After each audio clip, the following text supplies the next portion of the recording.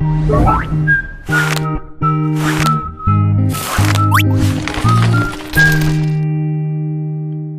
Saving और investing में।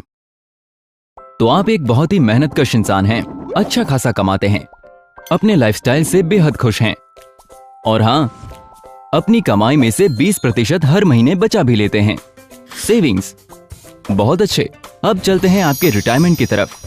देखें तो अब तक आपने कितनी सेविंग की है? अरे ये तो आपकी उम्मीद से बहुत ही कम है और आपके कलीग के मुकाबले तो कुछ भी नहीं है। पर आखिर गड़बड़ हुई कहां? दोनों ने एक सा काम किया, एक सा कमाया, एक सा बचाया, तो फिर दोनों के रिटायरमेंट फंड्स में इतना फर्क क्यों है? फर्क इसलिए है क्योंकि आपने पैसा बचाया जबकि आपके कलीग ने उसे इन्वेस्ट किया। तो सेविंग्स क्या है? एक आदमी की मंथली इनकम में से उसके खर्चे निकाल दीजिए। ये खर्चे कुछ भी हो सकते हैं, खाना पीना, मूवी देखना, मॉल में जाना, बच्चों की स्कूल फीस या घर या कार के EMIs या कुछ और। इन खर्चों के बाद जो पैसा बचेगा वो होगा सरप्लस। तो फिर इन्वेस्टिंग क्या है? सारे खर्चों के बाद जो रकम बचती है वो कहलाती है सेविंग्स, जबकि इन्वेस्टिंग इसी रकम को बढ़ाने की क्रिया है। कंफ्यूज्ड?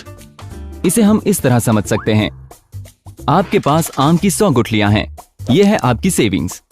अब या तो आप इन्हें इस बक्से में जमा करके खुश रहिए, जो काफी बेवकूफी भरा काम होगा, या फिर आप थोड़ी सी होशियारी दिखाते हुए इन्हें जमीन में गाड़ सकते हैं। अगर आप जरा सी प्लानिंग करें और थोड़े से सब्र से काम लें, तो आपको मिलेगा असली फलों से भरपूर आम के पेड़ों का एक झुंड। इसलिए गुठली को बेकार न छोड़ें, उसे जमीन में उगाकर तब तक देखभाल करें जब तक वो पेड़ नहीं बन जाती। ये सारी क्रिया इन्वेस्टिंग की क्रिया की तरह ही है। इसको इस तरह से देखिए, सेविंग्स कच्चा माल है और इन्वेस्टिंग वो क्रिया जिससे उसका फायदा उठाया जा सकता है।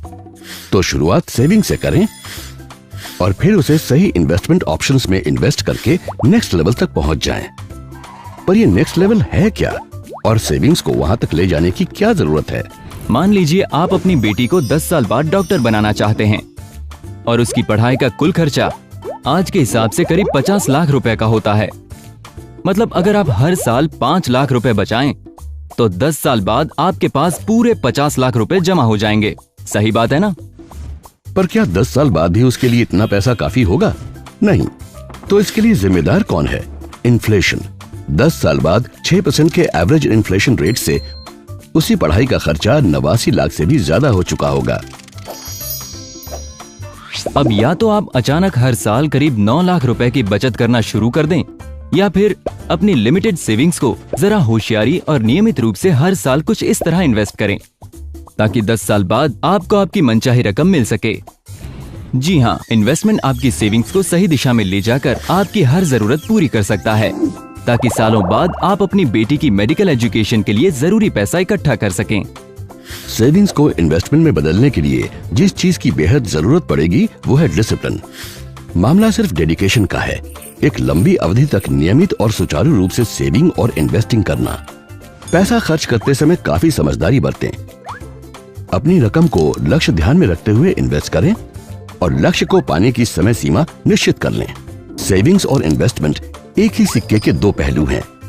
सेविंग से फ्यूचर गोल्स को प्लान किया जा सकता है, तो समझदारी से इन्वेस्ट करके उन गोल्स को पाया जा सकता है। क्योंकि ऐसी डिसिप्लिन भरी सेविंग का फायदा ही क्या जिसे समझदारी के साथ इन्वेस्ट ही न किया जाए।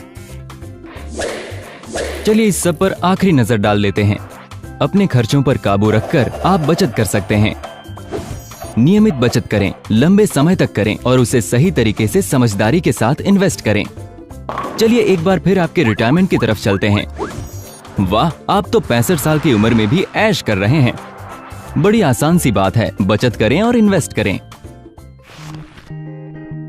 आशा है आपको वीडियो पसंद आया होगा। देखते रहिए और हम इन्वेस्टिंग कॉन्सेप्ट समझने में आपकी पूरी मदद करेंगे। आप चाहे तो अपनी प्रतिक्रिया हमें editor@templeton.com पर भेज सकते हैं। Mutual fund investments are subject to market risks. Read all scheme-related documents carefully. इस तरह इन्वेस्ट करें ताकि 10 साल बाद आपको आपकी मनचाही रकम मिल सके। जी हाँ, इन्वेस्टमेंट आपकी सेविंग्स को सही दिशा में ले जाकर आपकी हर जरूरत पूरी कर सकता है, ताकि सालों बाद आप अपनी बेटी की मेडिकल एजुकेशन के लिए जरूरी पैसा इकट्ठा कर सकें। सेविंग्स को इन्वेस्टमेंट में बदलने के लिए जिस चीज की बेहद जरूरत पड़ेगी वो है डिसिप्लिन। मामला सिर्फ डेडिकेशन का है, एक लंबी अवधि तक नियमित और सुचारू रूप से सेविंग और इन्वेस्टिंग करना। पैसा खर्च करते समय काफी समझदारी बरतें। अपनी रकम को लक्ष्य ध्यान में रखते हुए इन्वेस्ट करें और लक्ष्य को पाने की समय सीमा निश्चित कर लें। सेविंग्स और इन्वेस्टमेंट एक ही सिक्के के दो पहलू हैं। सेविंग से फ्यूचर गोल्स को प्लान किया जा सकता है, तो समझदारी से इन्वेस्ट करते हैं। फर्क इसलिए है क्योंकि आपने पैसा बचाया जबकि आपके कलीग ने उसे इन्वेस्ट किया। तो सेविंग्स क्या है? एक आदमी की मंथली इनकम में से उसके खर्चे निकाल दीजिए। ये खर्चे कुछ भी हो सकते हैं, खाना पीना, मूवी देखना, मॉल में जाना, बच्चों की स्कूल फीस या घर या कार के EMIs या कुछ और। इन खर्चों के बाद जो पैसा बचेगा वो होगा सरप्लस। तो फिर इन्वेस्टिंग क्या है? सारे खर्चों के बाद जो रकम बचती है वो कहलाती है सेविंग्स, जबकि इन्वेस्टिंग इसी रकम को बढ़ाने की क्रिया है। कंफ्यूज्ड? इसे हम इस तरह समझ सकते हैं, आपके पास आम की 100 गुठलियां हैं, ये है आपकी सेविंग्स। अब या तो आप इन्हें इस बक्से में जमा करके खुश रहिए, जो काफी बेवकूफी भरा काम होगा, या फिर आप थोड़ी सी होशियारी दिखाते हुए इन्हें जमीन में गाड़ सकते हैं। अगर आप जरा सी प्लानिंग करें और थोड़े से सब्र से काम लें, तो आपको मिलेगा असली फलों से भरपूर आम के पेड़ों का एक झुंड। इसलिए गुठली को बेकार न छोड़ें, उसे जमीन में उगाकर तब तक देखभाल करें जब तक वो पेड़ नहीं बन जाती। ये सारी क्रिया इन्वेस्टिंग की क्रिया की तरह ही है। इसको इस तरह से देखिए, सेविंग्स कच्चा माल है और इन्वेस्टिंग वो क्रिया जिससे उसका फायदा उठाया जा सकता है।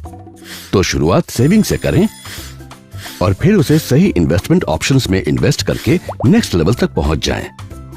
पर ये नेक्स्ट लेवल है क्या? और सेविंग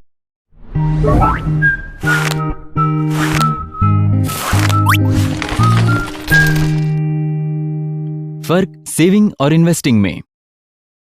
तो आप एक बहुत ही मेहनतकश इंसान हैं, अच्छा खासा कमाते हैं, अपने लाइफस्टाइल से बेहद खुश हैं, और हाँ, अपनी कमाई में से 20% हर महीने बचा भी लेते हैं।